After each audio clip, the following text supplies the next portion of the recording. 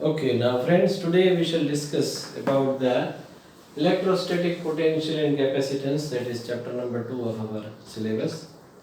Now, as you know, then when the external force does the work in taking a body from one point to another against the force, then that work is stored in the form of potential energy of the body.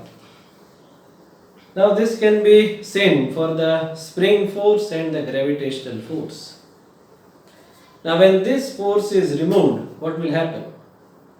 This body will start moving and this potential energy is getting converted into the kinetic energy. It means that the potential energy is lost and kinetic energy is gained. Now during this whole process, the sum of kinetic energy and potential energy is conserved.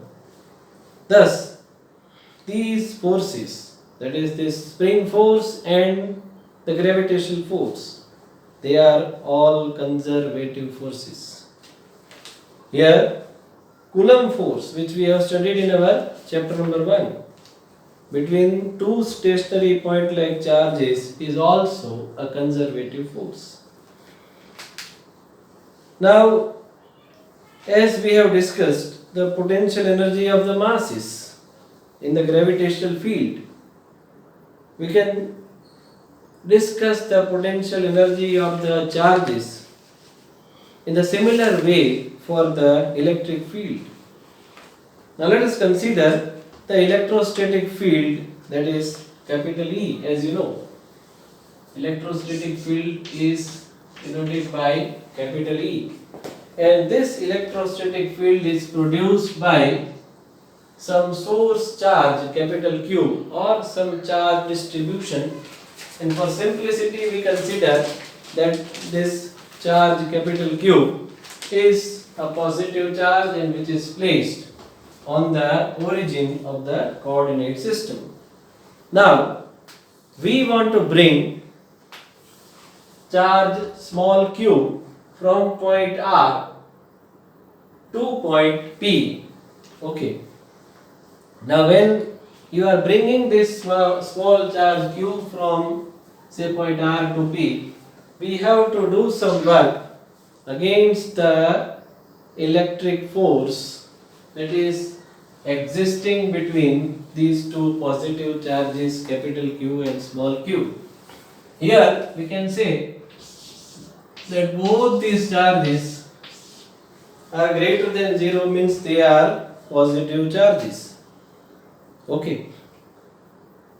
When Q is brought from R, because there is a repulsive force, we have to apply some external force to bring this small q charge from point R to point P.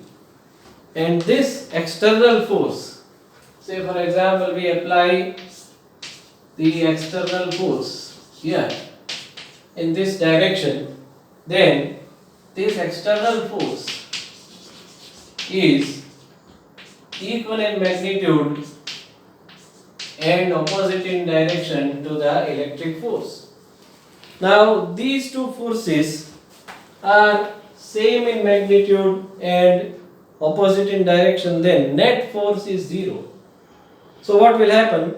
This small q charge will move with an infinitesimal small speed, or it is moving at a very small speed. Okay, so there is no accelerated motion that of this small charge q when it is coming from point R to P. Okay, and work is done by the external force. This work is done by the external force is negative of the work done by the electric force. Work done by external force and work done by electric force, both are equal in magnitude, but we can say that force, that is the work done by the external force, is negative of the work done by electric force, and this work done is totally stored in the form of electric potential energy of charge q when it comes or it reaches at point P.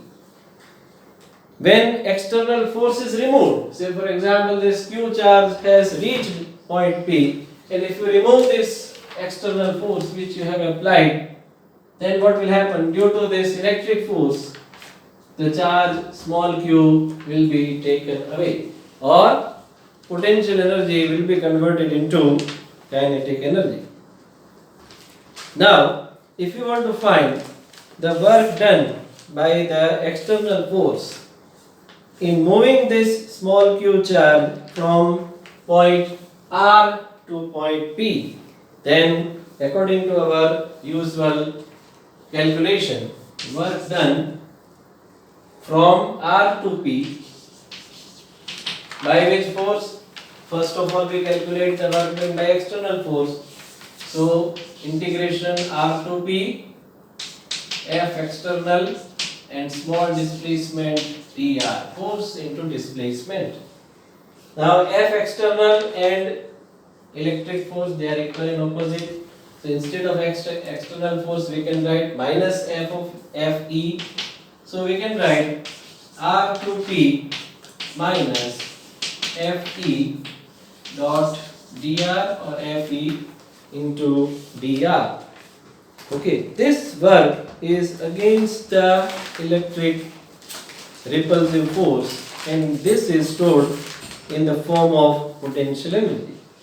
So, there will be an increase in the potential energy of this charge q. So, potential energy difference or difference of potential energy delta U is equal to final potential energy at point P, that is UP minus UR, and this is nothing but the work done in bringing the charge from R to P, that is WRP. So here work done depends only on the initial and final position. You can consider this R and P, these are initial and final position. Work done depends on initial and final position, not on the path. And this kind of forces in which, or this kind of force fields in which the work done does not depend on the path and it only depends on initial and final position, then these kind of force fields are called the conservative force fields. This, say, equation number 1, and this is our, say, equation number 2.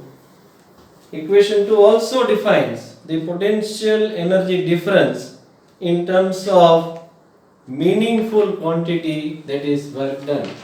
So, potential difference is nothing but the work done in bringing the charge from one point to the other.